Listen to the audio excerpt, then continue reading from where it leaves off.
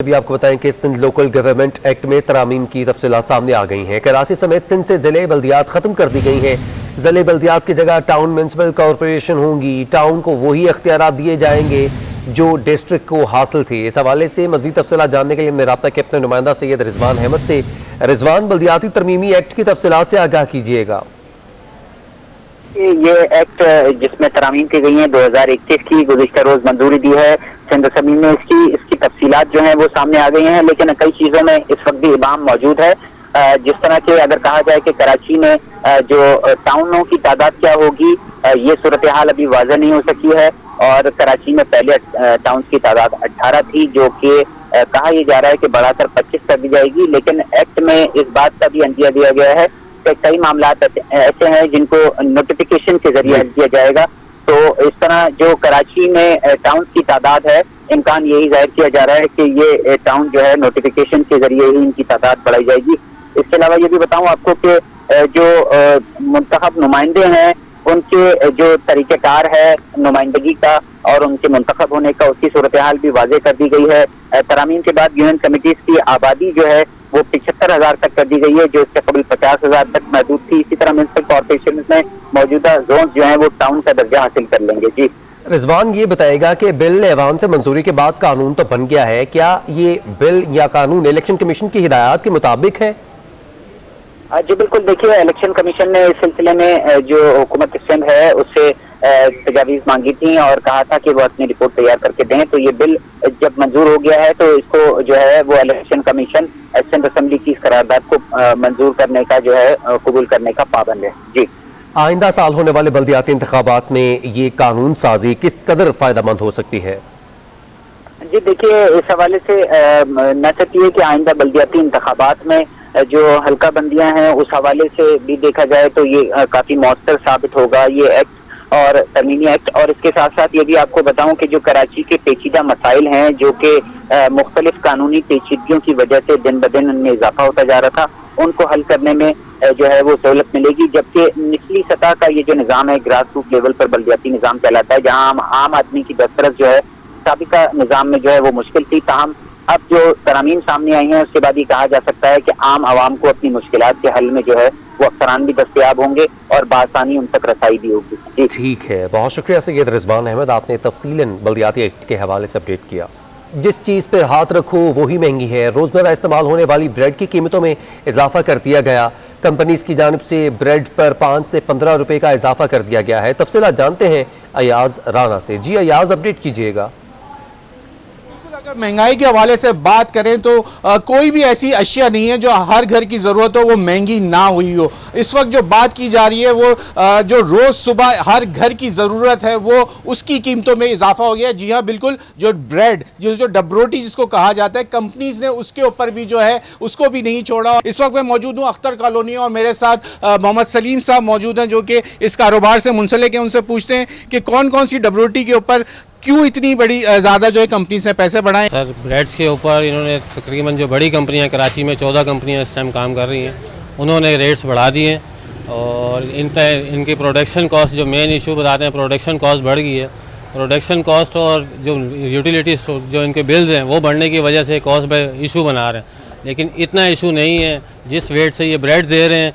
अब ये छोटी ब्रेड है, 250 ग्राम इसका वेट है और 50 रुपीज़ की इसकी कॉस्ट है। ठीक, जैसे कि सलीम साहब का कहना है कि जो कीमतें हैं वो साथ करके उसको बिल्कुल आवाम के हिसाब से होना चाहिए, लेकिन जितनी प्रोडक्शन कॉस्ट और जिसके ऊपर बात की जाती है और जहां कमिश्नर कराची दूध के ऊपर तयन करते हैं कीमतों का, वहीं इन ब्रेड बनाने वालों के ऊपर भी तयन किया जाए कि इनकी जो है वो प्रोडक्शन कितनी आ रही है और इसकी क्या कीमत होनी चाहिए। और साथ साथ मौसम सरमा में जहाँ अंडों की कीमतें पिछले साल 130 रुपये थी वो आज 190 रुपये दर्जन पे जा बहुत शुक्रिया अयाज राना, आपने अपडेट किया।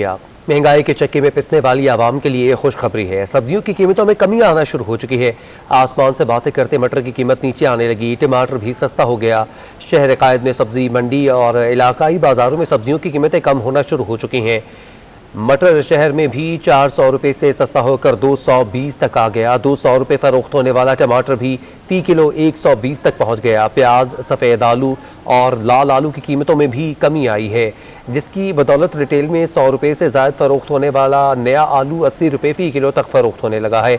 सब्जी फरोशों का बताना है कि सब्जियों की काश्त होने के बाद बड़ी तादाद में मंडियों तक सप्लाई का सिलसिला शुरू हुआ, जिसकी वजह से कीमतें नीचे आ रही हैं। कराची को बलूचिस्तान से मिलाने वाली हब रिवर रोड जो है बदहाली का शिकार है। तवील अरसे से पेडेस्ट्रियन ब्रिज से भी महरूम कर दिया गया है। पेडेस्ट्रियन ब्रिज ना होने के बायस हादसात मामूल बन गए हैं। अपडेट करें आपको, कराची को बलूचिस्तान से मिलाने वाली हब रिवर रोड ज़बू हाली का शिकार है। तवील अरसे से पेडेस्ट्रियन ब्रिज से भी महरूम है। पेडेस्ट्रियन ब्रिज ना होने के बायस हादसात मामूल बन गए हैं। इस हवाले से मज़ीद क्या तफसीलात हैं और किस तरह से इसकी मरम्मत की जाएगी, जानते हैं रिजवान अहमद से। रिजवान, अपडेट कीजिएगा।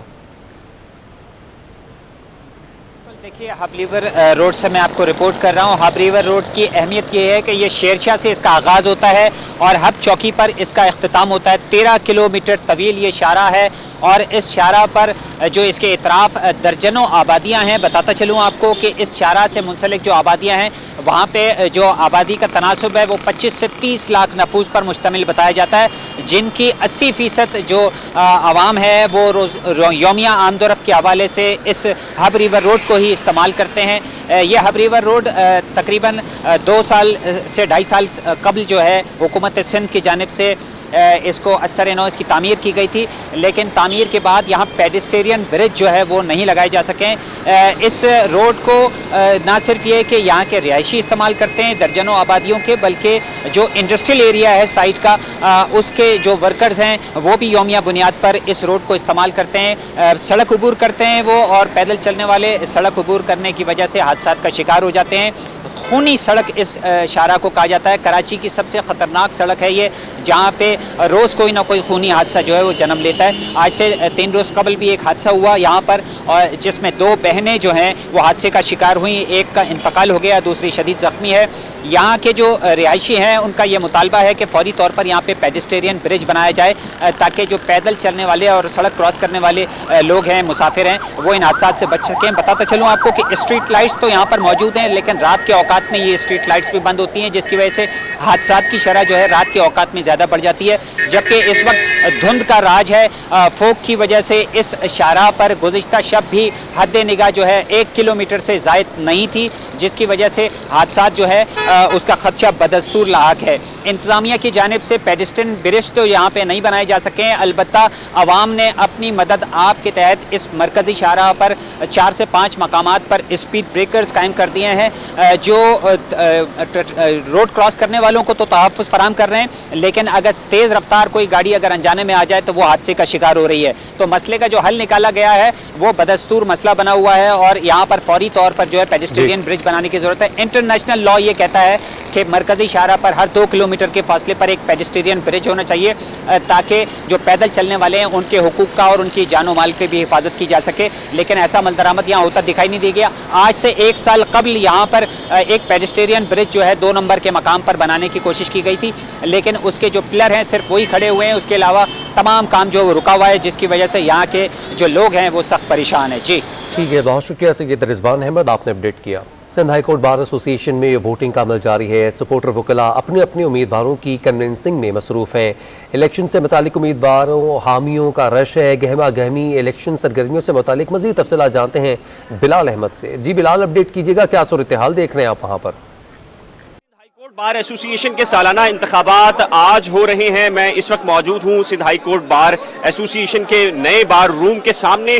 आप मेरे पीछे देख सकते हैं, ना सिर्फ उम्मीदवारान बल्कि उम्मीदवारान के जो हामी ग्रुप्स वकला हैं वो भी अपने उम्मीदवारों की कन्वेंसिंग यहाँ पर कर रहे हैं। आप अगर मेरे पीछे ये देख सके मनाजिर, यहाँ पर ये जो लाइन आपको मेरे पीछे नजर आ रही है, यहाँ तक बनाई गई है कि यहाँ पर जो हामी वकला हैं उम्मीदवारान के, वो यहाँ पर मौजूद रहेंगे और अपने जो उम्मीदवार वकला हैं उनके लिए कन्वेंसिंग करेंगे। इसके साथ ही अगर मैं आपको दिखा सकूँ तो ये लाइन यहाँ पर ख़त्म हो जाती है। जो हामी वकला हैं जो कन्वेंसिंग कर रहे हैं, ये लाइन यहाँ से ख़त्म होती है और उसके बाद एक नई बड़ी लाइन शुरू होती है जो सिर्फ और सिर्फ कैंडिडेट्स यानी कि जो उम्मीदवारान हैं वो कन्वेंसिंग कर सके, वहां तक ये जाती है लाइन। और उसके बाद जो वोटिंग का अमल है इलेक्शन कमीशन का वो यहाँ पर शुरू होता है। आप ये देख सकते हैं कि यहाँ पर वुकला अपने उम्मीदवारान के लिए जो वोटिंग है वो मांग रहे हैं अपने उम्मीदवारों को वोटिंग के लिए, और बुलंद आवाज से भी पुकारा जाता है कि ये हमारा कैंडिडेट है, आप इसको वोट दीजिए। तो ये अमल जारी है और ये अमल। बहुत शुक्रिया।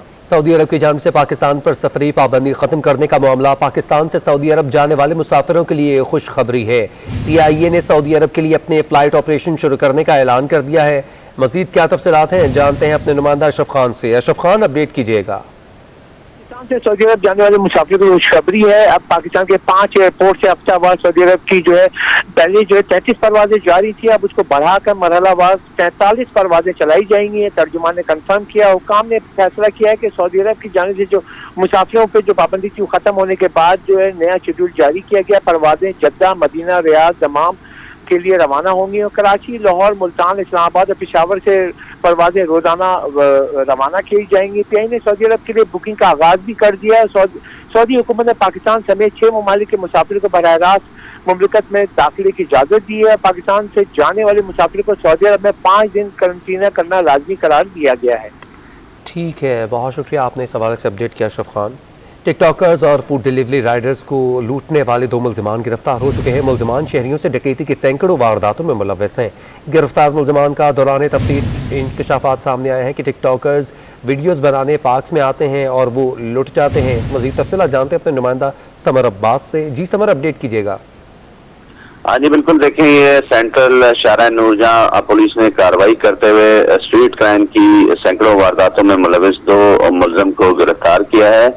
दोनों मुलजमान ने दौरान तफ्तीश इंकशाफ किया है कि ये जो इनका आसान हदफ होता था वो टिकटॉकर्स थे और फूड डिलीवरी राइडर्स। इनको ये आसानी से टारगेट कर लेते थे। गिरफ्तार मुलजम रहमान गुल और अब्बास अली के मुताबिक जो टिकटॉकर्स थे इनके पास महंगे मोबाइल फोन होते थे और ये मुख्तलिफ पार्क्स में टिकटॉकर्स वीडियो बनाने के लिए आते थे और जैसे ही टिकटॉकर आते थे तो इनको बहुत आसानी से लूट लेते थे। जबकि फूड डिलीवरी बॉय को ऑर्डर देकर सुनसान जगह पर बुलाया जाता था जहां पे उनसे लूटमार की जाती थी।